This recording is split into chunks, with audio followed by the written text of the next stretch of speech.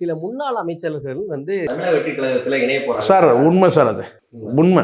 முன்னாள் அமைச்சர்கள், ஆனால் நீங்கள் சொல்கிற நபர்கள்லாம் எனக்கு தெரியாது. பல கட்சிகள்லேருந்து முன்னணி தலைவர்கள் வந்து வராங்க, காவல்துறையிலேருந்து முன்னணி அதிகாரிகள் வராங்க, அரசு துறையிலேருந்து ஐஏஎஸ் லெவலில் வராங்க. இது எல்லாமே உண்மை, இது எல்லாமே 100% உண்மை. ஆனால் குறிப்பிட்ட நபரை சொல்கிறீங்க பார்த்தீங்களா, அங்கே தான் சிக்கல் இருக்குது. அது நீங்கள் சொல்லக்கூடிய நபரான்னு என்னால் கன்ஃபார்ம் பண்ண முடியாது. ஆனால் வந்து உண்மை ஆர்ப்பரிக்குது கூட்டம். அதனால தான் இந்த ஸ்ட்ரக்சரில் வந்து பார்த்தீங்கன்னா குறிப்பிட்ட மாவட்ட செயலாளர்கள் அதிகாரப்பூர்வமாக வந்து நம்ம இங்கே டிக்ளேர் பண்ண முடியாத ஒரு சூழல் அவங்களுக்கு ஏற்படுது. ஏன்னா இப்போ விஜய் மக்கள் இயக்கம், ரசிகர் மன்றம், இது எல்லாமே வந்து அரசியல்படுத்தி அவங்கள வந்து தொண்டர்கள் ஆக்கியாச்சு, நிர்வாகிகள் ஆக்கியிருக்கிறாங்க. இதை தாண்டி 3வது பிரிவினர் உள்ளே வரணும். மாநாட்டுக்கு பிறகு வந்து 3வது பிரிவினர் உள்ளே வந்தால் தான் அது சரியாக இருக்கும். மாநாட்டுக்கு முன்னாடி வந்தால் என்ன ஆகும்னு கேட்டிங்கன்னா, இந்த மாநாட்டுக்கு என்னுடைய ஆட்கள் தான் வந்தாங்க, ஒரு அரசியல் கட்சி தலைவர் யாரோ ஒருத்தர் வராருன்னு வச்சுக்கோங்க, அவர் என்ன சொல்றாருன்னு கேட்டினா, விஜய்க்காக வந்து அங்கே கூட்டம், நான் கட்சியில் இணைஞ்சங்க, அதுக்காக அந்த கூட்டம் வந்ததுன்னு சொல்லுவாங்க.